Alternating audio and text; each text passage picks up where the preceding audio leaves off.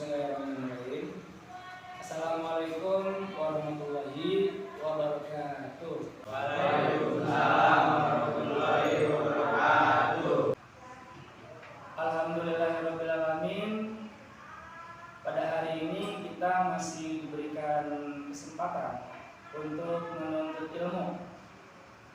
Bagaimana ini semuanya nih? Pada sehat? Kita harus bersyukur kepada Allah. Nah, untuk memulai pelajaran kita pada hari ini, alangkah baiknya kita berdoa terlebih dahulu. Kepada ketua kelas, silakan. Marilah kawan-kawan sebelum belajar untuk alam kebaikan berdoa terlebih dahulu. Berdoa mulai. Bismillahirrahmanirrahim.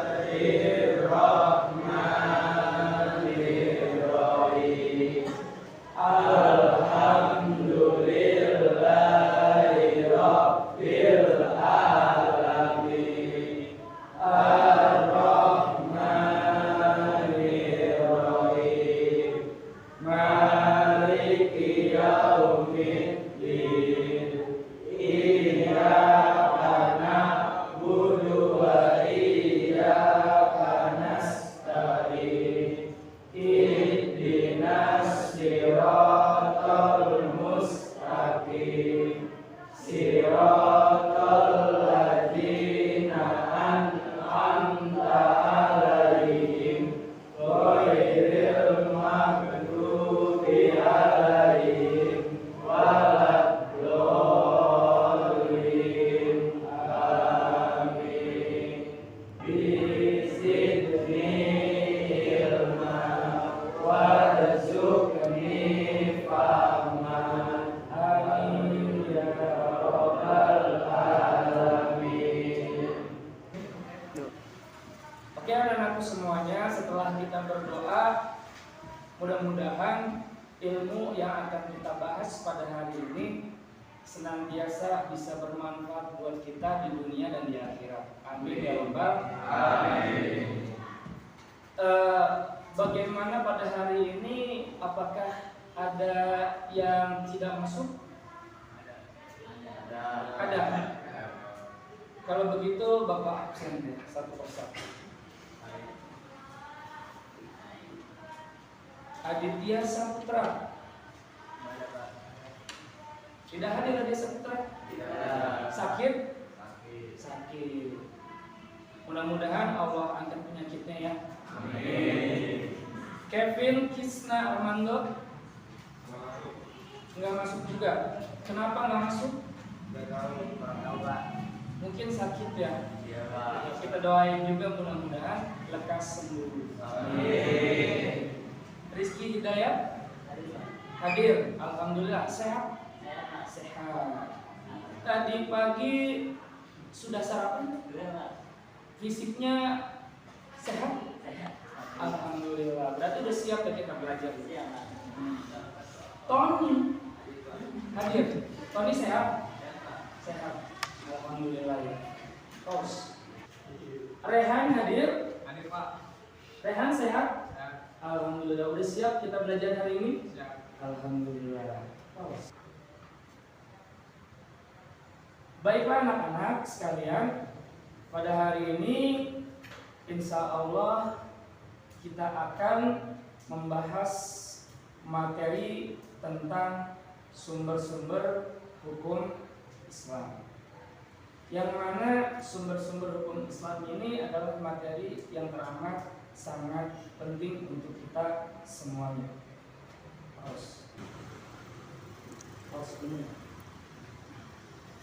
Anak-anakku sekalian, masih ingatkah materi yang minggu kemarin sudah kita bahas? Kita membahas tentang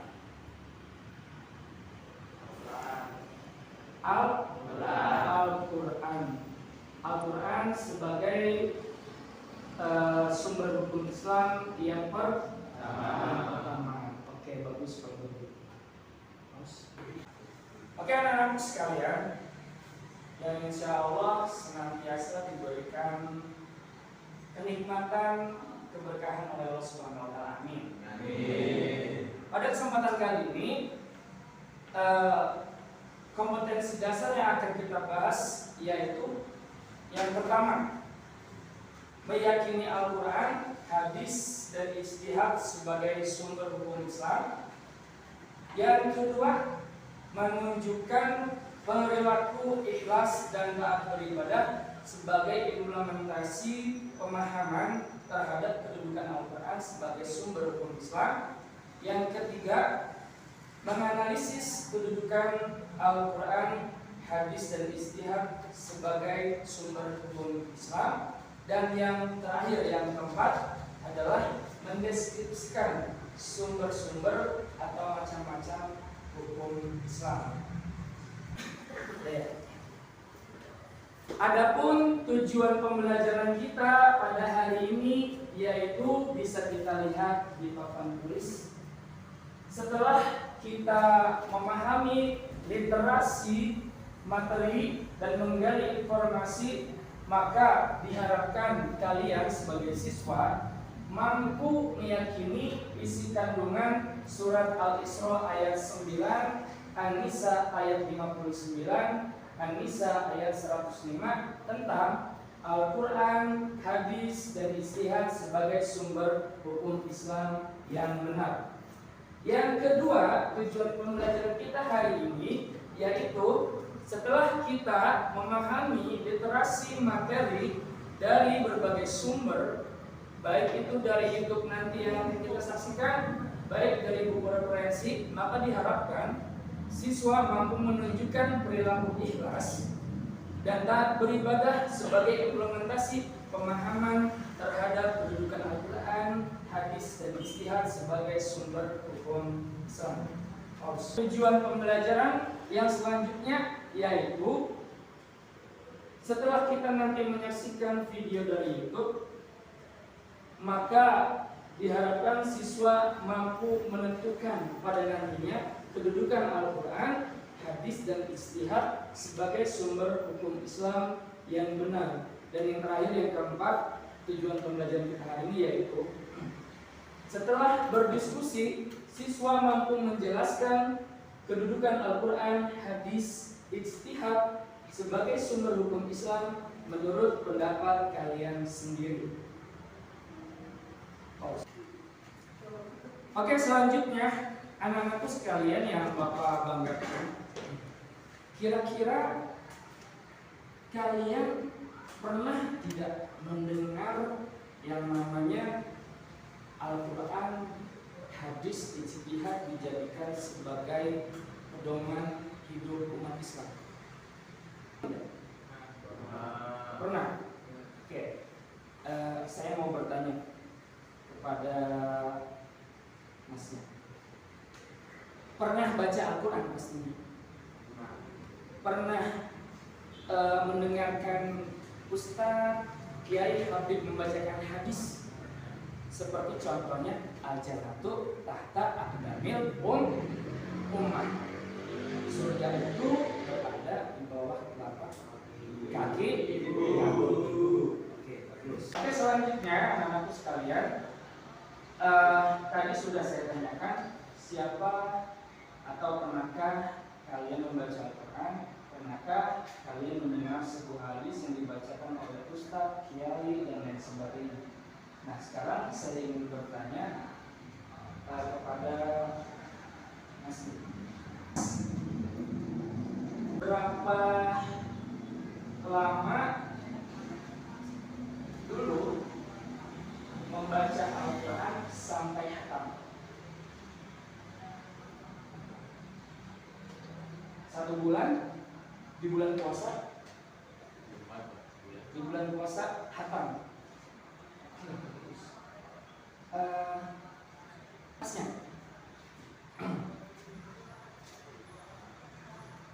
bisa baca Al-Quran itu dari usia berapa? 14 tahun. Amazing, luar biasa. Anak-anakku sekalian, mengapa Allah menurunkan Al-Quran sebagai petunjuk umat manusia. Ada yang bisa jawab? Analogikan seseorang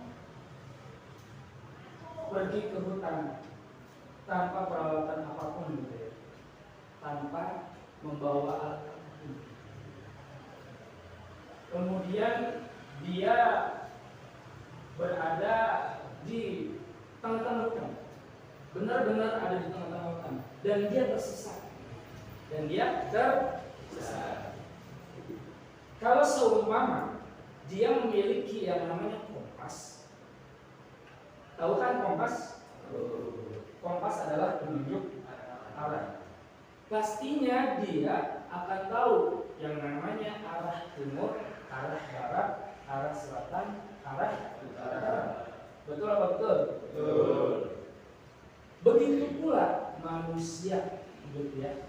Kalau seumpama kita hanya berproses dalam artian menjalani hidup, kemudian kita tidak ada yang namanya petunjuk, pedoman, maka bisa dipastikan manusia akan melenceng. Agama sendiri itu dari dua kata, tidak, gama, kacau. Jadi agama adalah tidak kacau. Kita beragama supaya kita tidak kacau. Enggak kacau apanya?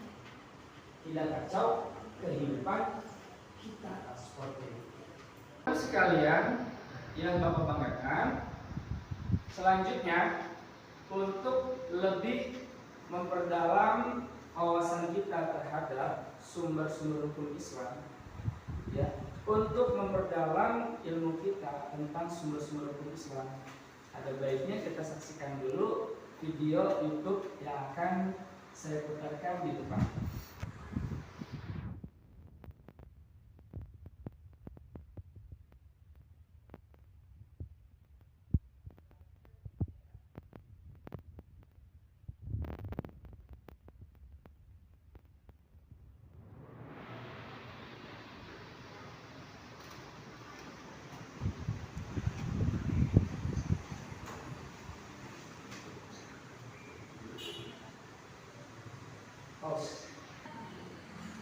Oke, dari pemaparan YouTube tadi materi tentang sumber-sumber hukum Islam, saya kira menambah wawasan kita, menambah keilmuan kita terhadap sumber-sumber hukum Islam.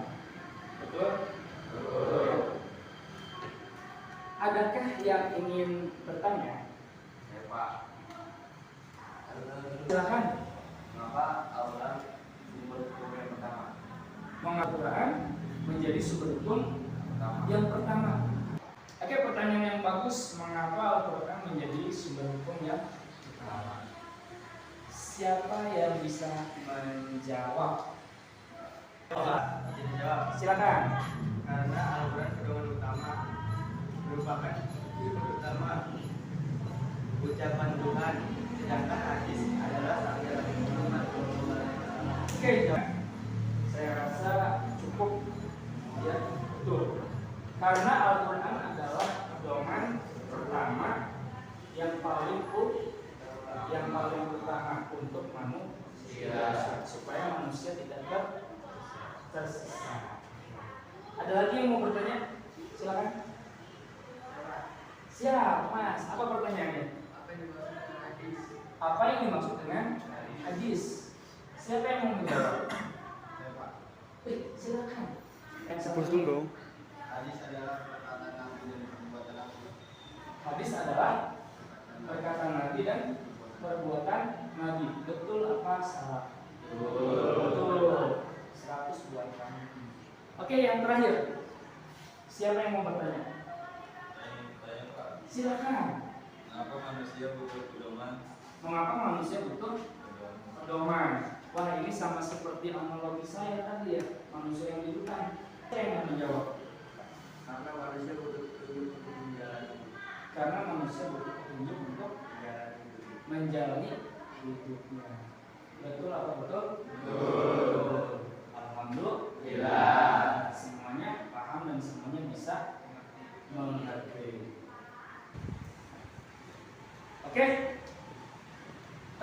semuanya, anak-anakku sekalian yang Bapak banggakan, kita udah menyaksikan, kita udah kritikal thinking, kita udah bertanya, menjawab satu sama lain. Nah, sekarang Bapak punya tugas untuk kalian, yaitu mengerjakan tugas di Google Form.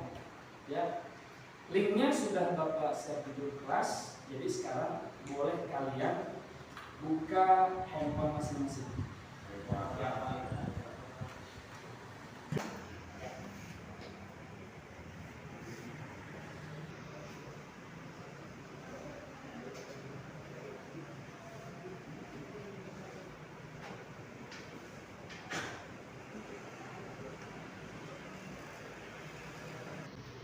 Bagaimana anak sekalian, sudah dikerjakan? Sulit atau mudah? Mungkin ada yang sulit, mungkin ada yang mudah. Karena yang perhatikan tadi ada yang menyimak betul pemaparan dari saya dan pemaparan apa yang sudah kalian saksikan. Ada yang sangat maksimal dalam menyimak pemaparan saya dan pemaparan YouTube yang sudah kalian saksikan. Oke anak-anakku sekalian yang Bapak banggakan, dari awal, dari pendahuluan kita sudah bahas, kita sudah dalami apa itu sumber-sumber hukum Islam, pedoman umat Islam. Kita simpulkan pedoman umat Islam yang pertama yaitu Al-Quran. Lalu sumber hukum yang kedua yaitu Al-Hadis, betul sekali. Dan sumber hukum Islam yang ketiga adalah Ijtihad. Oke,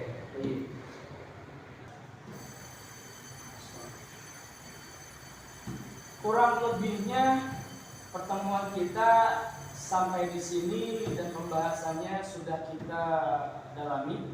Mudah-mudahan apa yang kita bahas, apa yang kita dalami bisa bermanfaat untuk kita semuanya. Amin ya rabbal alamin. Dan terakhir kita berdoa, mudah-mudahan Allah senantiasa memberikan kesehatan untuk orang tua kita. Kemudian Allah memberikan keberkahan untuk orang tua kita. Amin ya rabbal alamin. Bapak tutup pertemuan kali ini, kurang lebihnya mohon maaf. Wassalamualaikum warahmatullahi wabarakatuh.